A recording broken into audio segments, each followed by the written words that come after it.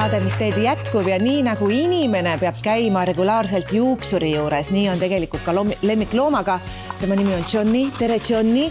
Johnny iga 2 kuu tagant käib groomingus ja kuna minu sõbrad sõitsid puhkama ja jätsid mulle oma lemmiku, siis on täna minu ülesandeks Johnnyga minna hooldusesse. Oled sa valmis? Lähme! Tule!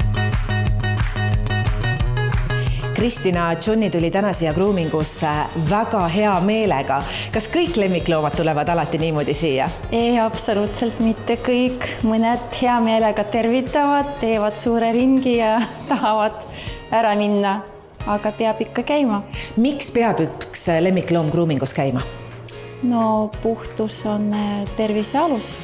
Ja see ei tähenda seda, et groomingut on vaja teha ütleme kassile või koerale ainult siis, kui ta käib näitusel, ehk et ikkagi ka nii-öelda kodulemmikloom peaks leidma selle aja.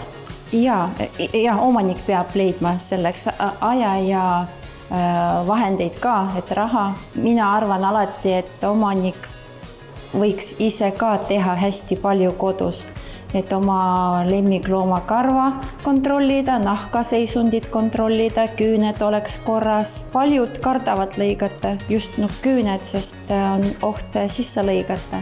Juhtub groomeritel ka ja omanikul ka võib juhtuda, ei pea seda väga kartma, midagi loomaga ei juhtu. Aga kuidas nüüd Johnnyga täna siin hakkab kõik toimuma? Mis on esimene protseduur, mida talle tehakse? Kuna Johnny käib regulaarselt, siis me alustame pesust. Kui oleks koer, kes ei käinud pool aastat või kauem ja tal oleks hästi palju seda aluskarva sees, siis ma kammiks seda välja ja siis hakkaks pesema. Aga Johnnyga alustame vannist. Vannis me peseme 2-3 korda tavaliselt, paneme balsami ja vannis kammime välja ka, et balsamiga ja šampooniga tuleb välja aluskarva ilusti. Ja vannitamisel on ka massaaž. Ja koerad naudivad väga. See on ikka lõdvestab ja me masseerime teda ja ta rahuneb maha. Aga kuidas sa saad seda kõike teha siis, kui loom on stressis, kui ta võib-olla on ka kergelt agressiivne? Mõnikord omanikud jäävad, rahustavad. Mõnikord peab kasutama suukorvi. Me kõik vist kardame hambaarsti, aga teame, et peab käima. Meil on ka selline teenus, et omanik ise tuleb peseb. Et see on ka võimalik, sest paljudel ei ole ka vanni kodus, et on dušinurgad või midagi, et siis siin võib teha kõik see mustus, karv, see jääb siia. Siin on vahendid, siin on need kinnitused, et loomale turvaline ja omaniku jaoks ka mugav.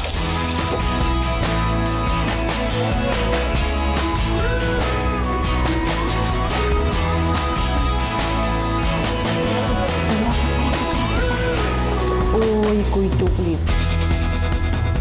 Siis kui võtame fööniga, et veel lendab välja lahtine aluskarv, see on vist kõige olulisem omaniku jaoks, et koer tuleks ja kodus oleks ikka puhtad põrandad.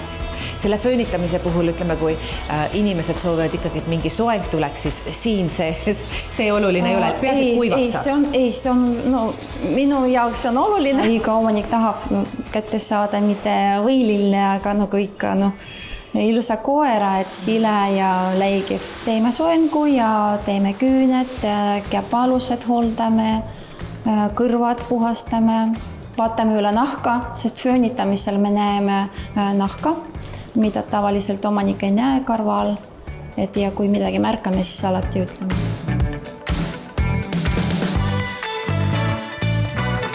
Nii, Kristina, John on nüüd valmis. Kes on ilus poiss? Ja ta ise on väga õnnelik. On väga rahul. Ta on tõsiselt väga rahul. Ja millised uued käpad? Ma olen varem ka kuldsetega kokku puutunud, aga selliseid nunnusid käppasid ei ole küll näinud. Ja, et need Grinchi käppad me tavaliselt kõik need karvad lõigame ära, et siia ei teki need lumepallikesed, mis teevad haiget koerdele, kui nad jalutavad ja küüned on ka tehtud ja lihvitud, et parketti ei kraabi, nii et ja Johni näost on näha, et on nii rahul ja tõesti ei tasu siis karta, et oma lemmikloom groomingusse tuua, sellepärast et see ikkagi tõesti on selline täiesti normaalne hooldus, mida lemmikloom aeg-ajalt vajab. Koerale on ka mugavam, omanikule on mugavam mitte ainult talvel, aga siis, kui on porine aeg, et need karvad ei too muda. See kõlab nagu uus Pet City slogan, et Pet City mugav nii lemmikloomale kui omanikule. Jah, võib ka nii öelda, jah.